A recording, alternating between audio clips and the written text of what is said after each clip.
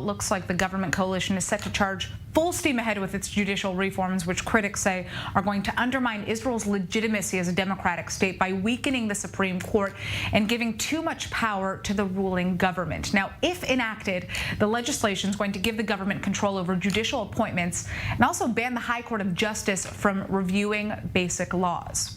It's important to keep in mind that last night's rallies were actually largely peaceful, despite that intense music that you just heard, with only a few protesters detained for storming the Ayalon highway and 3 suspects arrested for throwing eggs and also firecrackers at demonstrators. But organizers are now promising even more aggressive rallies this coming Thursday if no compromise is made. And a number of polls have indicated that the legislation is broadly unpopular with the public.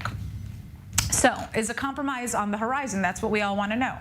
Well, over the weekend, opposition leader Yair Lapid said that Israel must enact a constitution to resolve the so-called terrible crisis caused by the government's controversial judicial overhaul.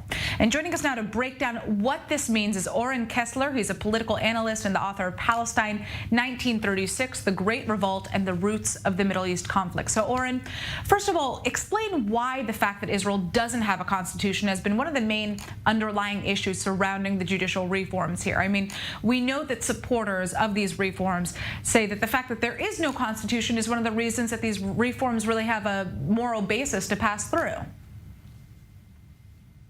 Yeah, Israel is a unique country in very many ways, one of which is that it's one of very, very few countries in the world that does not have a constitution.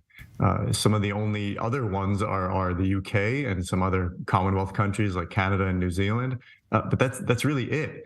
And that's part of the reason that the kind of rules of the game here aren't entirely clear. And indeed, Yair Lapid, opposition leader Yair Lapid, in his recent remarks, has said that's exactly what we need. This country needs a constitution.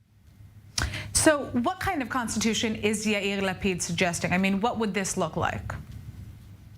So essentially, he talked about the Constitution beginning with the first paragraph of the Declaration of Independence from 1948, in which the sort of that first paragraph talks about Israel as the spiritual and historical birthplace of the Jewish people, and then it would go on to the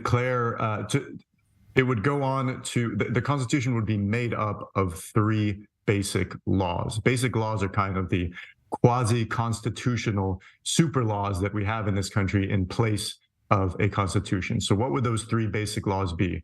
The first of them would be a law declaring the supremacy of basic laws, so kind of enshrining those basic laws as effectively the constitutional framework. The second would be what he called a real, deep, and courageous process to try to determine how many Haredi or ultra-Orthodox men can study full-time in this country and without seriously harming the economy. Of course, Haredim are the fastest growing segment of the Israeli population. By the end of this decade are estimated to be about 16% of the population. The third basic law that would form the bedrock of this constitution would be finally defining judicial review of laws and defining in which ways the Supreme Court could and could not review legislation. He also mentioned something about changing the Judicial Appointments Committee, namely the committee that chooses judges, but he didn't get into a lot of details. Now, what do we know so far about the compromise that President Herzog has been pushing forward? Has there been any movement on that?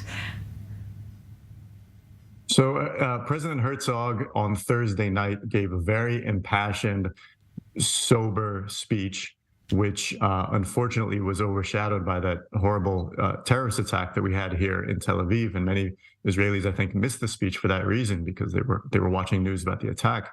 But Herzog used language that he had never used before. In fact, this is the first time that he explicitly spoke out against this judicial overhaul plan. He used words like disaster, nightmare, point of no return. He talked about the country standing on the edge of an abyss.